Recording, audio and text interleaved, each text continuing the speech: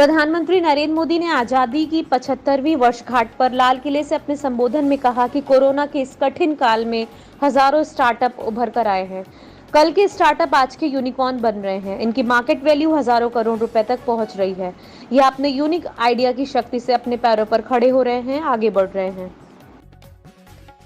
मेरे प्यारे देशवासियों, आज देश के अलग अलग सेक्टर्स और देश के छोटे शहरों में भी, टियर 2, टियर 3 सिटीज में भी नए नए स्टार्टअप बन रहे हैं।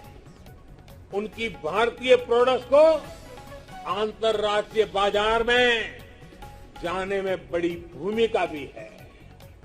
सरकार अपने इन स्टार्टअप्स के साथ पूरी ताकत के साथ खड़ी है।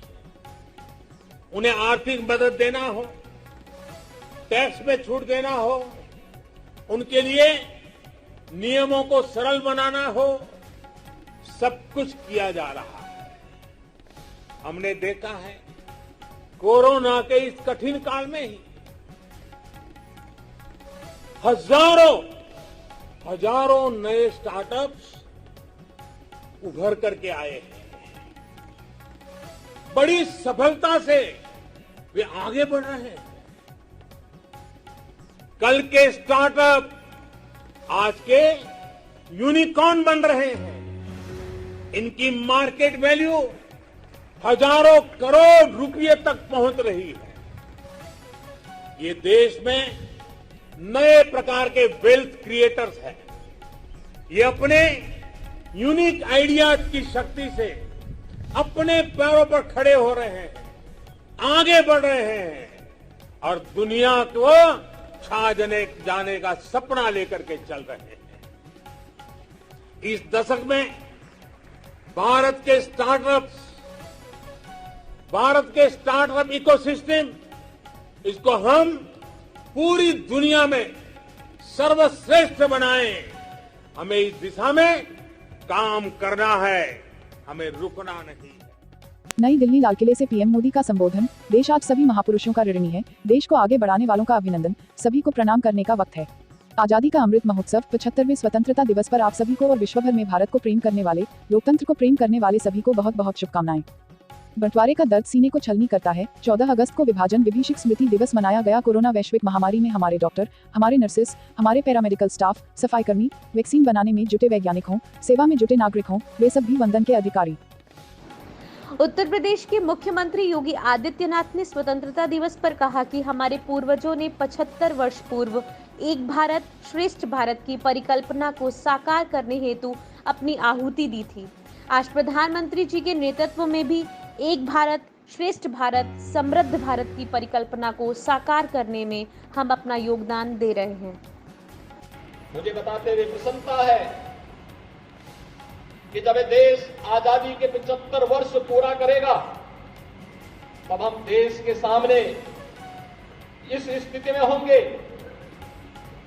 कि हमारे पूर्वजों ने न केवल देश की स्वाधीनता की लड़ाई में बढ़ चढ़ करके भाग लेकर के एक भारत श्रेष्ठ भारत की परिकल्पना को आज से 75 वर्ष पूर्व साकार करने के लिए अपनी आहुति दी थी, अपना बलिदान दिया था, बल्कि आज इस देश के यशस्वी नेतृत्व प्रधानमंत्री मोदी जी के नेतृत्व में भी हम लोग एक भारत श्रेष्ठ भारत और समृद्ध भारत की इस परिकल्पना को साकार करने में अपना योगदान पूरी ईमानदारी और प्रतिबद्धता के साथ दे रहे हैं।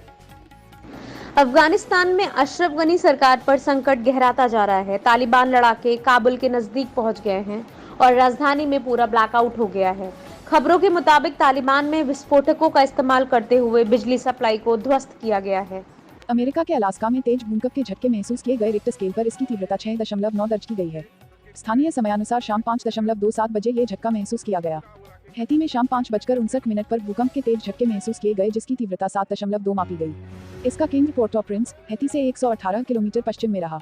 शक्तिशाली हैती भूकंप में कम से कम 29 की मौत हो गई है। सुप्रीम कोर्ट ने 56 साल बाद दाखिल की गई अर्जी को खारिज करते हुए याचिकाकर्ता पर 5,000 रुपए का जुर्माना लगाया।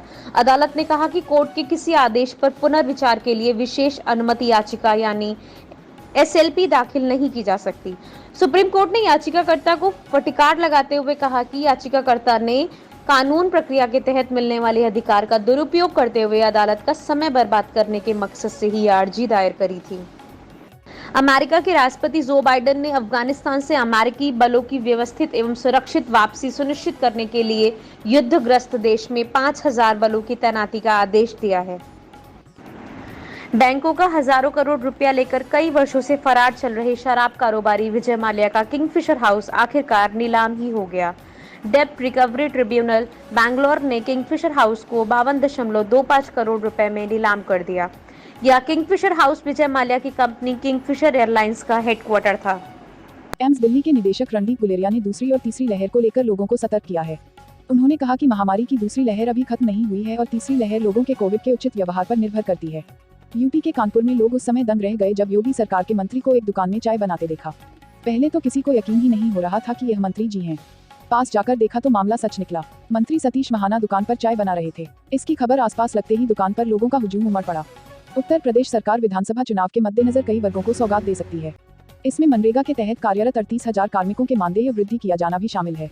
विधानमंडल सत्र का आगाज 17 अगस्त से शुरू हो रहा है, जबकि 18 अगस्त को विधानमंडल में अनुपूरक बजट पेश किया जाएगा। गुणवत्ता प्रबंधन आयोग ने उत्तर प्रदेश, हरियाणा और राजस्थान को राष्ट्रीय राजधानी क्षेत्र में सभी चिन्हित औद्योगिक इकाइयों का संचालन पाइप प्राकृतिक गैस से करने के लिए एक समयबद्ध कार्य योजना तैयार करने का निर्देश दिया है। पाकिस्तान के स्वतंत्रता दिवस के मौके पर कराची में ग्रेनेड हमला हुआ। यह ग्रेनेड हमला कराची शहर के बल्दिया टाउन के मवाचा गोथ इलाके के पास एक ट्रक पर किया गया। इसमें 4 बच्चों सहित 10 लोगों की मौत हो गई, जबकि कई अन्य घायल हो गए। Please subscribe Aviral Times for latest news update and press the bell icon to get all the latest video update.